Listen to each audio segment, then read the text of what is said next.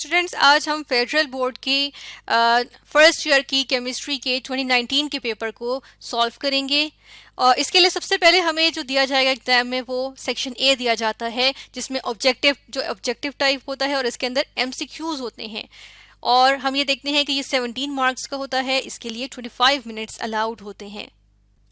Section A के लिए हमें कितने क्वेश्चंस गिवन होते हैं, क्वेश्चन 1 के कितने पार्ट्स होते हैं, इसके लिए 17 पार्ट्स होते हैं, जो कि हमने क्या कहा कि हमने 25 मिनट्स में जो है वो सॉल्व करने होते हैं। और इनके करेक्ट आंसर को यहाँ ए बी सी डी दिया हुआ है, इनमें से हमने कोई करेक्ट आंसर चूज करना होता है। लेकिन वो जो हम आंसर चूज करेंगे वो हम यहाँ पर इसको मार्क नहीं करेंगे, बल्कि हमें OMR शीट दी जाएगी। OMR शीट कुछ इस तरह की होगी, जिसमें आपने अपनी रेलिवेंट इंफॉर्मेशन ऐड करनी है, एंटर करनी है। और इसके अलावा यहाँ पे आप देख रहे हैं कि ये आपको यहाँ पर आंसर्स का जो है वो सेक्शन बना हुआ है। ये यहाँ पर आंसर्स का सेक्शन बना हुआ है। इसमें हर पार्ट के लिए आगे ABCD लिखा हुआ है, हर ऑप्शन का बबल बना हुआ है। तो जो करेक्ट ऑप्शन होगा उसके बबल को आपने फिल करना है। ये जब हम फिल करेंगे तो हम देखेंगे किस तरह से फिल करते हैं। हम एक एक करके क्वेश्चंस को अटेम्प्ट करना स्टार्ट करते हैं। तो इसके फर्स्ट पार्ट को हम देखते हैं कि फर्स्ट पार्ट में वो कहते हैं enthalpy of combustion can be determined bye, यानी कि एंथैल्पी ऑफ कंबस्शन जो है इसको किस तरह डिटरमिन किया जाता है। ए पार्ट में कहते हैं बॉम्ब कैलोरीमीटर, बी में कहते हैं कॉपर कैलोरीमीटर, सी में कह रहे हैं कॉफी कप कैलोरीमीटर और डी में कह रहे हैं ग्लास कैलोरीमीटर। तो हमें पता होना चाहिए कि एंथैल्पी ऑफ कंबस्शन जब हम थर्मोकेमिस्ट्री में पढ़ा था तो एंथैल्पी ऑफ कंबस्शन को किस तरह डिटरमिन करते हैं, बॉम्ब कैलोरीमीटर से डिटरमिन करते हैं। तो इसको हम क्या करेंगे कि यहाँ पर हमें पता है कि ए ऑप्शन करेक्ट ऑप्शन है पार्ट 1 की। तो हमने क्या करना है, OMR शीट की तरफ जाना है। ये आ गए हम OMR शीट की तरफ, और इसको हमने क्या किया, जो आंसर्स वाला पार्ट है इसको हमने जूम कर लिया है। अब हमने क्या करना है, बबल को फिल करना है। तो जो करेक्ट ऑप्शन है उसके बबल को फिल करेंगे। ए ऑप्शन जो था वो करेक्ट ऑप्शन था, तो हम इस बबल को फिल कर लेंगे। और जैसा कि आप यहाँ देख सकते हैं, हमने ब्लू या ब्लैक पेन यूज करते हुए फर्स्ट क्वेश्चन के हम देख रहे हैं पार्ट ए करेक्ट ऑप्शन था, sorry option A correct option था, तो उसको हमने सर्कल को फिल कर लिया है। चलिए हम नेक्स्ट क्वेश्चन की तरफ चलते हैं। नेक्स्ट क्वेश्चन में यानी कि पार्ट नंबर 2 में वो कहते हैं Born Haber cycle is applied to determine, यानी कि बॉर्न हेबर साइकिल किस चीज को डिटरमिन करने के लिए यूज होती है। ए है लेटिस एनर्जी, बी है बॉन्ड एनर्जी, सी है हाइड्रेशन एनर्जी और डी है पोटेंशियल एनर्जी। तो हमें पता है कि बॉर्न हेबर साइकिल जो है वो लेटिस एनर्जी को डिटरमिन करने के लिए यूज होती है। तो हम यहाँ पर अपने क्वेश्चन पेपर पे कुछ मार्क नहीं करेंगे। और ए ऑप्शन जो थी क्वेश्चन नंबर 2 की, ये करेक्ट ऑप्शन थी, तो इसको हम यहाँ पर फिल कर लेंगे। तो हमने यहाँ पर क्वेश्चन नंबर 2 के करेक्ट ऑप्शन के बबल को जो है वो फिल कर लिया है। नेक्स्ट हम देख रहे हैं पार्ट 3 में वो कह रहे हैं what is added with sulphur in order to balance the following equation. ये इक्वेशन दी हुई है और बता दिया इन्होंने कि एस के साथ यानी कि रिएक्टेंट साइड पे हमने कुछ ऐड करना है। इनमें से क्या ऐड करना है कि हाइड्रोजन सल्फाइड बनेगा। तो ऑप्शन ए है 2 हाइड्रोजन आइंस और 1 इलेक्ट्रॉन, ऑप्शन बी है 2 हाइड्रोजन आइंस और 3 इलेक्ट्रॉन्स, ऑप्शन सी है 2 हाइड्रोजन आइंस एंड 4 इलेक्ट्रॉन्स और डी है 2 हाइड्रोजन आइंस एंड 2 इलेक्ट्रॉन्स। अब ये जो पार्ट था ये हमने अपने रफ पेपर पे लिख लिया है। साथ में इसमें ऐड क्या क्या करना है, आप देखें यहाँ पे कितने हाइड्रोजन हैं, 2 हाइड्रोजन हैं, तो यहाँ पर हाइड्रोजन तो 2 होने चाहिए।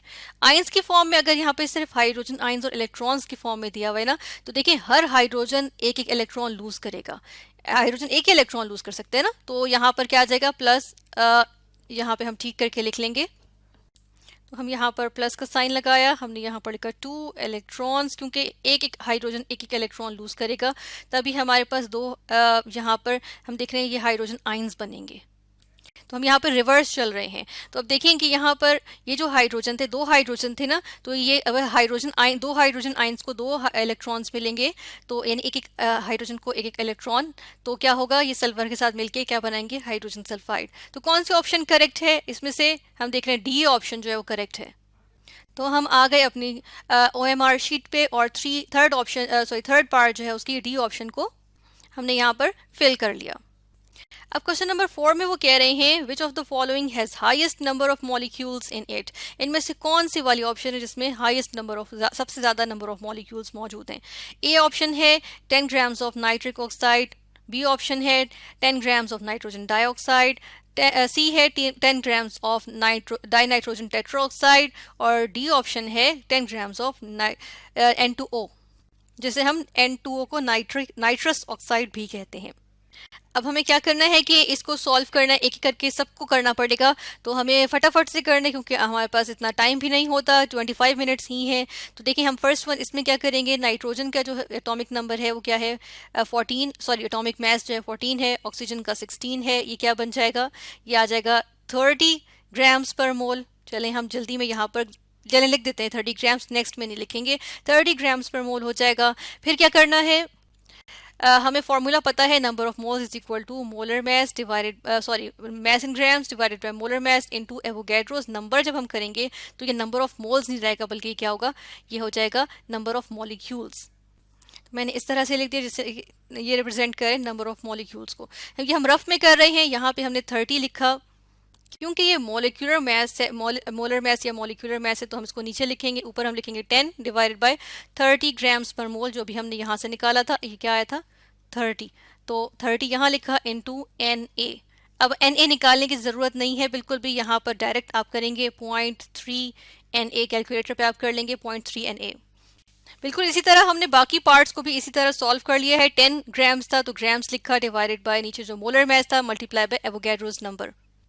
इस तरह हमने इन तीनों ऑप्शंस के लिए कर लिया। और देखिए हमारे पास यहाँ पर क्या आ रहा है, 0.3 Na, 0.2 Na, 0.1 Na और 0.2 Na, वेयर Na क्या है, एवोगैड्रोस नंबर। तो यहाँ पे 0.2, 0.1 और 0.3 में से जो है वो सबसे ज़्यादा कौन सा होगा नंबर, 0.3 Na।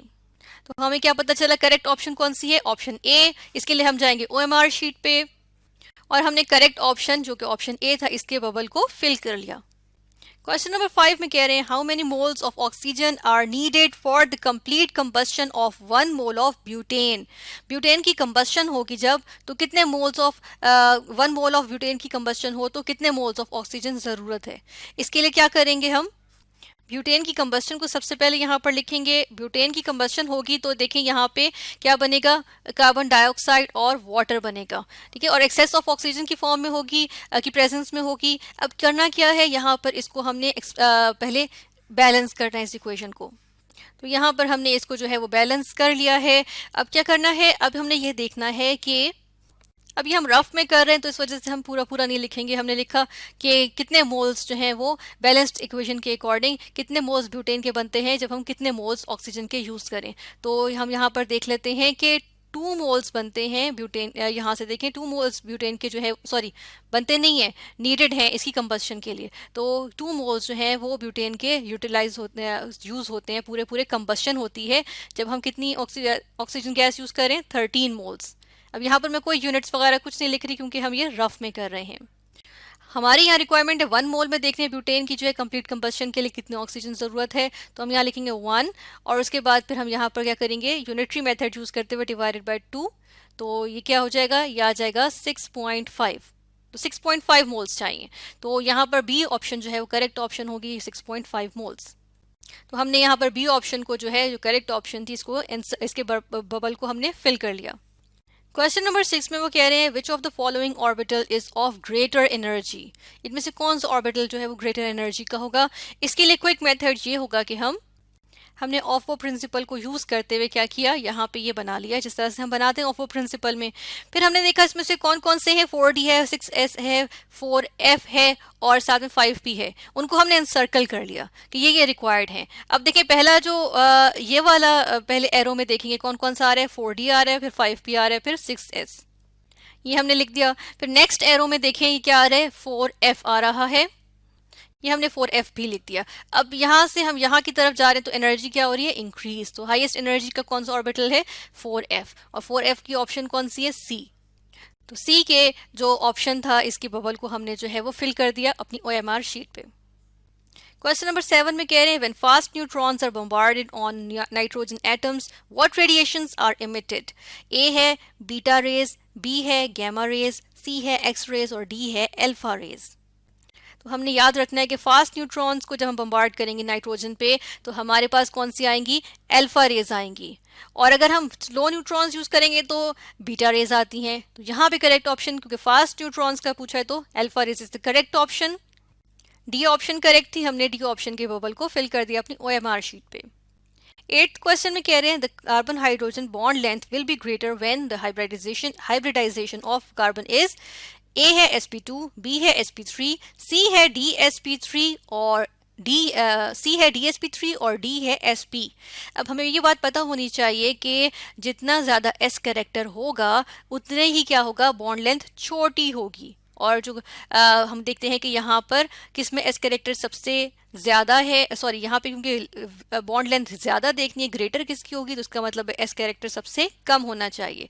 अब जितने ज़्यादा इसमें देखें ऑर्बिटल्स होंगे एस के अलावा, उतना ही एस कैरेक्टर कम होगा।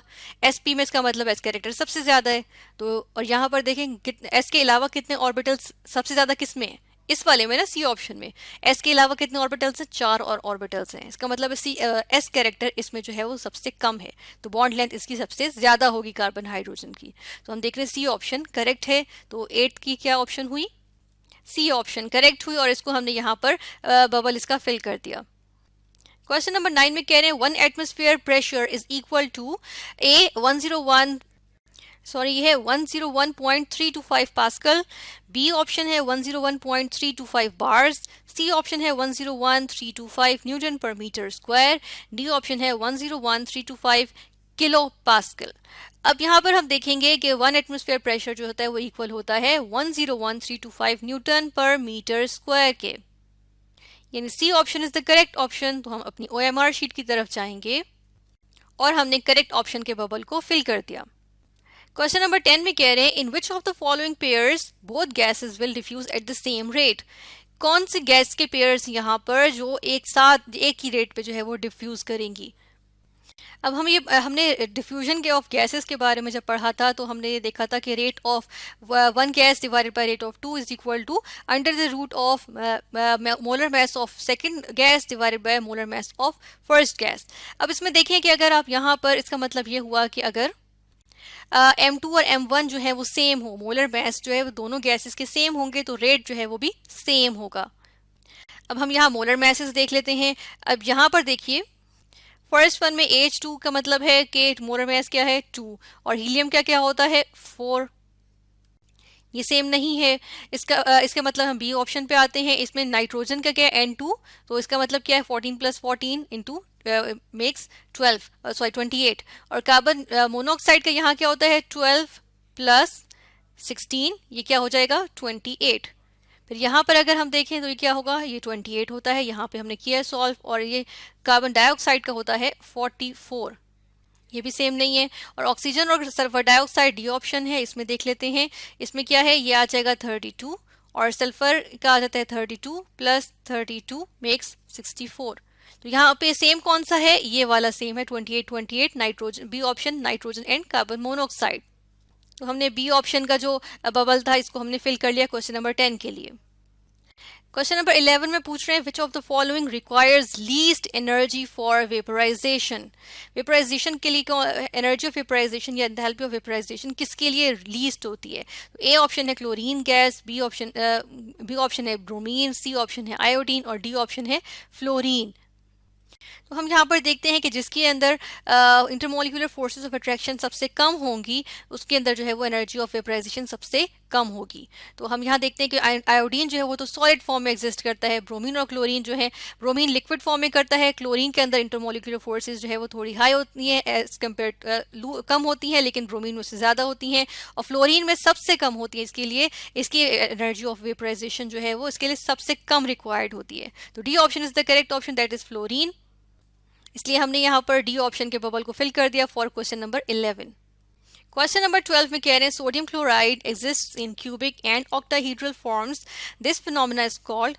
मतलब वो कह रहे हैं सोडियम क्लोराइड जो है वो क्यूबिक फॉर्म में भी एग्जिस्ट करता है, ऑक्टाहेड्रल फॉर्म में भी एग्जिस्ट करता है, दो क्रिस्टलाइन फॉर्म्स आ गई।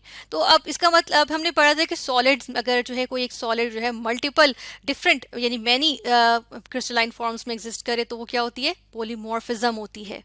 पॉलीमॉर्फिज्म का फिनोमेना होता है। एलोट्रॉपी नहीं होता, बी ऑप्शन एलोट्रॉपी है, सी ऑप्शन है एनाइसोट्रॉपी और डी ऑप्शन आइसोमेरिज्म। तो इसकी करेक्ट ऑप्शन क्या है, A option, that is polymorphism. और हमने ये इसका बबल अपनी आंसर शीट में फिल कर दिया। क्वेश्चन नंबर 13 पे वो कह रहे हैं a reaction will proceed in forward direction in order to attain equilibrium when reaction coefficient और ये इक्विलिब्रियम कांस्टेंट। ठीक है, ये बता दिए कि इनके जो है वो अब हमें पता है कि फॉरवर्ड डायरेक्शन में कब जाता है, जब रिएक्शन कोएफिशिएंट क्या होता है वो इक्विलिब्रियम कांस्टेंट से छोटा होता है, यानी कि छोटा होता है, छोटे यहाँ पे आप देख रहे हैं, इसका मतलब है Q जो है वो KC से छोटा है, तो इसमें रिएक्शन फॉरवर्ड जाएगा। अगर बी ऑप्शन देखिए है Q is equal to KC, इसमें इक्विलिब्रियम पे होगा। सी जो है ये Q is equal to half KC, ये करेक्ट ऑप्शन नहीं है। और डी ऑप्शन है Q is greater than KC, इसमें जो रिएक्शन है वो रिवर्स में जाएगा। तो हम क्या देख रहे हैं कि ऑप्शन ए यानी Q is less than KC, ये ऑप्शन करेक्ट है और इसके बबल को हमने OMR शीट में फिल कर दिया। क्वेश्चन नंबर 14 में वो कह रहे हैं pH of 0.001 molar sodium hydroxide solution is. Option A है एक्सपोनेंशियल -3, बी है 11, सी है एक्सपोनेंशियल -11 और डी है 3। अब रफ शीट में हमने क्या किया, सोडियम हाइड्रोक्साइड किस तरह से लिख दिया कि जो इसकी हाइड्रोलिसिस होती है, इसमें देखिए हाइड्रोजन आइंस बन रही है, 1 लगा दिया साथ के 1 मोल सोडियम हाइड्रोक्साइड से 1 मोल हाइड्रोक्सिल आइंस बन रहे हैं। फिर हम देख रहे हैं यहाँ पर कितने दिए हुए, 0.001 मोलर दिया हुआ है ना, तो हम यही लिखेंगे। तो 0.001 मोलर सोडियम हाइड्रोक्साइड से क्या बनेंगे, 0.001 मोल्स जो हैं पर decimetre cube of hydroxyl ions जो है वो प्रोड्यूस होंगे। अब यहाँ पर क्योंकि हाइड्रोक्सिल आइंस गिवन है तो हमने POH लिखेंगे। POH is equal to negative log of hydroxyl ions concentration. इसको आप सॉल्व करेंगे क्योंकि हाइड्रोक्सिल आयन कंसंट्रेशन हमें मालूम है, यहाँ से आप वैल्यूज प्लेस करेंगे तो आंसर आएगा POH इज इक्वल टू 3। लेकिन हमें तो मालूम करके बतानी है pH, तो हमें पता है कि pH is equal to plus POH is equal to 14। अब हम क्या करेंगे कि POH में से 14 में से POH माइनस करेंगे और pH आ जाएगी, और यूं pH हमारे पास 11 आ गई। और 11 कौन सा ऑप्शन है, बी ऑप्शन है। ये क्वेश्चन कौन सा था, 14th क्वेश्चन था। तो हमने अपनी OMR शीट पे 14th क्वेश्चन के लिए बी ऑप्शन के बबल को जो है वो फिल कर लिया। क्वेश्चन नंबर 15 में वो कह रहे हैं which of the following compounds will produce acidic solution on hydrolysis. Hydrolysis अब करें इनमें से किसी भी कंपाउंड की तो एसिडिक सॉल्यूशन कौन सा वाला बनाएगा। ए है पोटेशियम नाइट्रेट, बी है सोडियम क्लोराइड, सी है अमोनियम नाइट्रेट, डी है सोडियम साइनाइड।